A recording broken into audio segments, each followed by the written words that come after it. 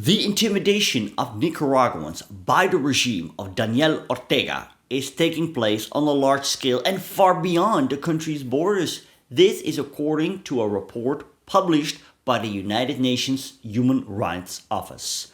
The report paints a picture that offers an unsurprising but shocking glimpse into Latin America's most closed dictatorship. Tens of thousands of Nicaraguans have fled the country in recent years, but they are still targets of repression. Exiled politician Felix Maradiaga names it a tropicalized version of North Korea. So exactly how did the Central American nation of Nicaragua transform into a brutal dictatorship?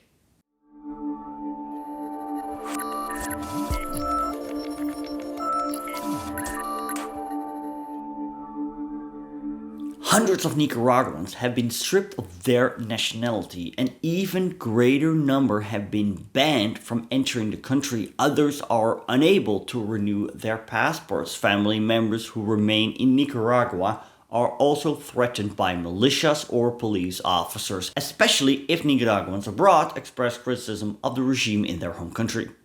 Even in European countries such as Spain and Belgium, Nicaraguan refugees are still being harassed by informants working for the Nicaraguan regime.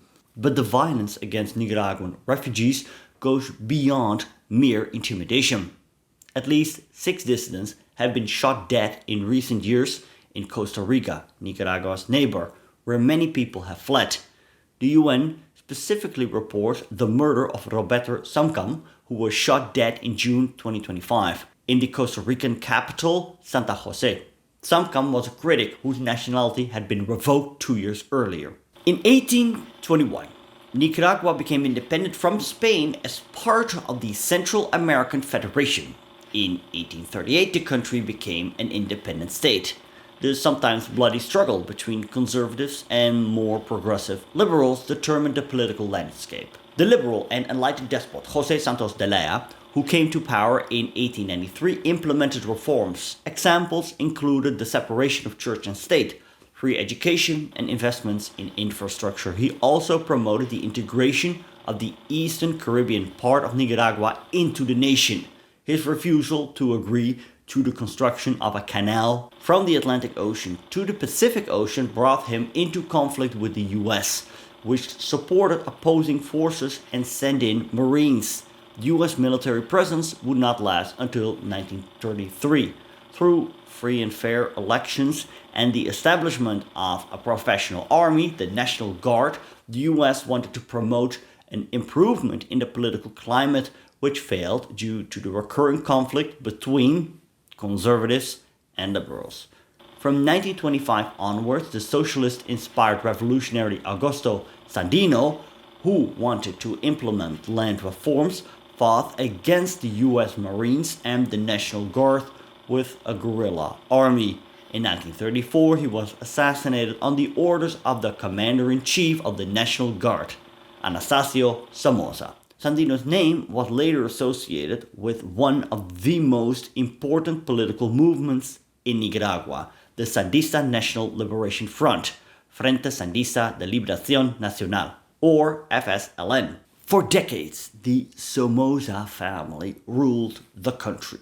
The Nicaraguan Revolution, also known as the Sandinista Revolution, was a violent conflict that took place between 1978 and 1990. Its riots go back to growing resistance against the Somoza family dictatorship during the 1960s and 1970s. The regime was finally toppled at the end of the 1970s, but the following decade was marked by fierce battles between the Sandinista-led government and US-backed Contra rebels. The struggle turned Nicaragua into a central front in the global Cold War. The fall of Somoza cost many lives, and the Contra War of the 1980s claimed tens of thousands more, while sparking heated debate around the world. With the economy in crisis and the state's authority weakened, both the Sandistas and the Contras depended heavily on foreign support from the Soviet Union and the United States, respectively. Peace talks began with the Sapoa Accords in 1988, leading to the demobilization of both armies after the Tela Accord a year later. Elections in 1990 brought the opposition UNO to power, ending Sandinista rule until their return in 2006. Since Ortega became president in 2007, Nicaragua has slipped into a dictatorship. Successive elections have been rigged, and separation of powers in the country has been completely dismantled. Critics have been imprisoned or have fled the country, and paramilitary militias and an extensive intelligence service control the population.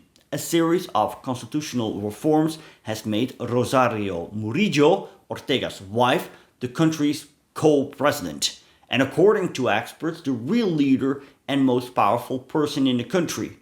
Due to the Nicaraguan regime's ongoing repression, there is little opposition or resistance to Ortega and Murillo left. There is no longer a free press or pluralistic political landscape. The last large-scale protests against the regime took place in 2018. However, these demonstrations were brutally suppressed, resulting in more than 300 deaths. Hundreds and thousands of Nicaraguans fled the country afterwards. Since those protests and subsequent repression, Ortega and Murillo have systematically tried to crack down on their potential opponents, both at home and abroad. Even former loyalists of the regime and family members of Ortega and Murillo are being targeted. The New York Times reported recently no fewer than 4 members with whom Ortega founded his Sandinista party in the 1970s, when he was still a rebel leader fighting against the dictatorship led by Anastasio Somoza, have been arrested in recent months. These high-ranking former party members, including Humberto Ortega, President Ortega's brother, were placed under house arrest or arrested on vague charges such as treason. In some cases, these were people who have been staunchly loyal to the regime. Nestor Moncada Lau, for example, a former security advisor and one of those primarily responsible for the suppression of the protests in 2018, has been in custody since August. Bayardo Arque, who remained at Ortega's side for 50 years despite his autocratic course, has also been arrested. The purge at the top of Ortega's party is believed to be the work of Rosario Murillo. Ortega's health is said to be fragile, and by detaining leading figures from the security apparatus, the army and the ruling party, Murillo is said to be seeking to secure her own future. Loriana Ortega, one of the couple's sons and a professional opera singer, is expected to take over from Murillo. Whether the leaders of the Nicaraguan regime will ever be prosecuted is highly questionable. The UN report emphasized that the country has almost completely isolated itself internationally by withdrawing from international organizations, including the UN Human Rights Council. Only China, Russia, and Iran still maintain close ties with Nicaragua.